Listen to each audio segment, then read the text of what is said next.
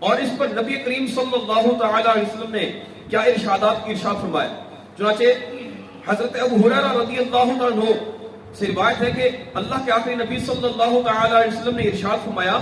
کہ میری مثال اور مجھ سے جو پہلے انبیاء کرام علیہ السلام تشریف لائے ان کی مثال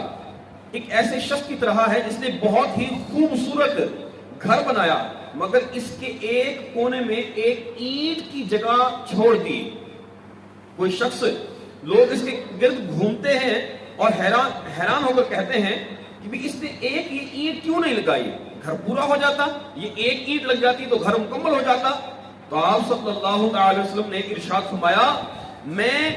نبوت کے محل کی وہ آخری اینٹ ہوں اور میں خاتم النبیین ہوں. لیکن میرے آنے سے وہ جو نبوت کے گھر کی تکمیل ہونی ہے وہ میرے آنے سے ہو چکی, لہذا اب میرے بعد اور کوئی نبی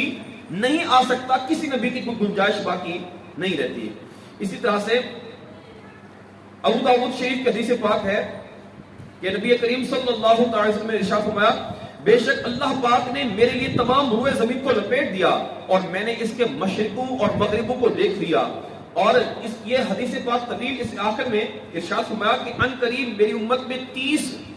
کذاب ہوں گے, 30 جھوٹے شخص ہوں گے اور ان میں سے ہر ایک یہ گمان کرے گا کہ وہ نبی ہے, حالانکہ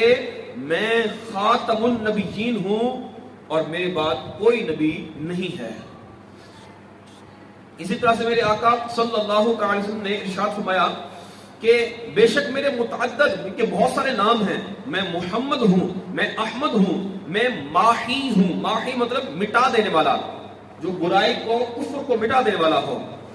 کہ اللہ پاک نے میرے سبب سے کفر مٹا دیا, اللہ پاک میرے سبب سے کفر مٹاتا ہے. میں حاشر ہوں,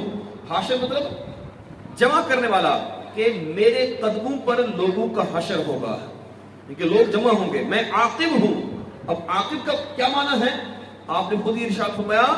عاقب وہ کہ جس کے بعد کوئی نبی نہیں ہے, جس کے بعد کوئی نبی نہیں ہے. اسی طرح سے نبی کریم صلی اللہ تعالی وسلم نے ارشاد فرمایا بے شک میں اللہ پاک کے حضور لوح محفوظ میں خاتم النبیین لکھا تھا, اور جب اس وقت کہ جب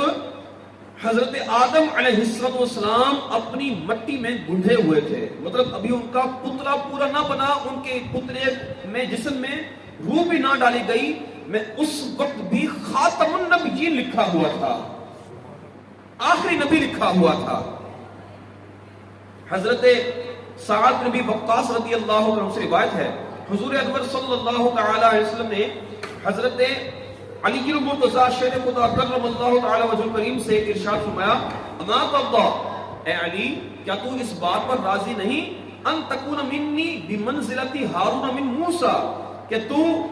میرے نزدیک وہی مقام رکھے جو ہارون علیہ السلام کا مقام موسیٰ علیہ السلام کے نزدیک تھا.